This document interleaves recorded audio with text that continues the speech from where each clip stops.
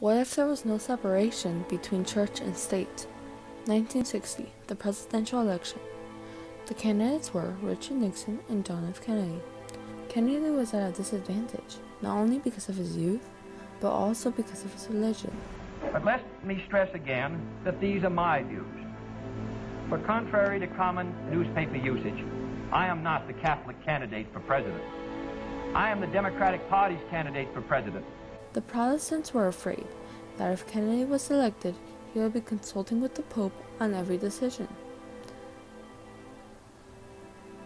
Religion and faith have always been touchy subjects to bring up, but Kennedy's entire campaign could never seem to avoid the question.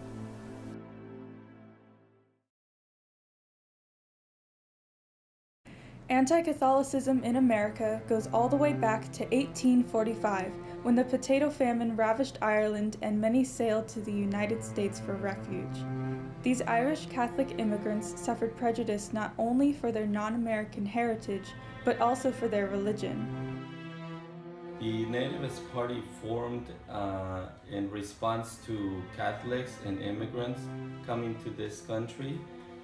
Basically, I guess you could say that as long as there have been Catholics and other immigrants that have immigrated to this country, they have been nativists who opposed them on the grounds that this country is for Americans only and for the people who were here first. In the First Amendment, James Madison wrote, "Congress shall make no law respecting an establishment of religion or prohibiting the free exercise of religion." But voters were still afraid that Kennedy might build a direct connection between the White House and the Vatican, leaving it to the Pope for deciding what was best for the American people. I was surprised. He was, because it had never happened before. I was excited. I was proud. But I had to wait and see if he would be elected, because that was not, there was a lot of fear at that time about a president who was Catholic. But because I am a Catholic, and no Catholic has ever been elected president, the real issues in this campaign have been obscured, perhaps deliberately, in some quarters less responsible than this. So it is apparently necessary for me to state once again, not what kind of church I believe in, for that should be important only to me, but what kind of America I believe in. When John F. Kennedy was campaigning, he had many protesters, in fact, crowds of protesters, but he also had crowds of fans and supporters. John F. Kennedy worked hard and gained the support and encouragement of many. He didn't let a few discouraging voices drown out his own voice.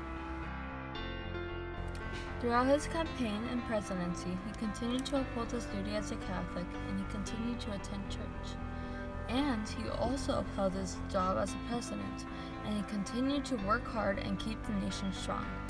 After Kennedy was gone, his influence lived on, and our country grew to be more accepting of different religious beliefs.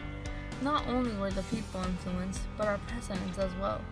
After Kennedy, many of our presidents met with different popes.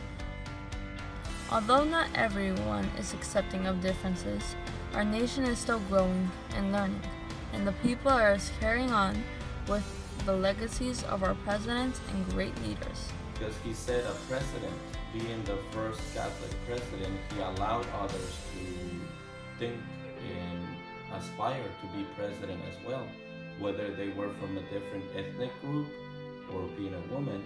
In fact, you can relate it to today's presidency, President Obama being the first African-American president. Just like John Kennedy, he set a precedent for being the first. And perhaps even Hillary Clinton being the first woman. So there are a lot of firsts that are being broken. Starting with him, hopefully it doesn't end there. In the words of John F. Kennedy, change is the law of life, and those who look to the past or present are certain to miss the future.